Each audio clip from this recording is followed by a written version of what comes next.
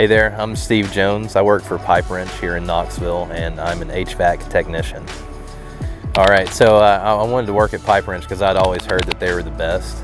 I originally started out as a plumber, and Pipe Wrench was the best plumbing company in Knoxville. I got here, and they proved it to me. They are the best. Before I came to Pipe Wrench, I worked for another local plumber, where I did mostly plumbing, drain cleaning, water heaters, stuff like that. It wasn't until I came over to Pipe Wrench that I transferred to HVAC.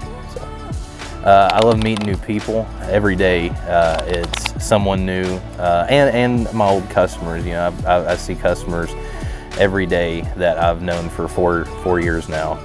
I love helping them out, and I love the daily challenge. You know, it's always something new intellectually, something new physically, you know, a new attic to get into, you know, a new unit to learn.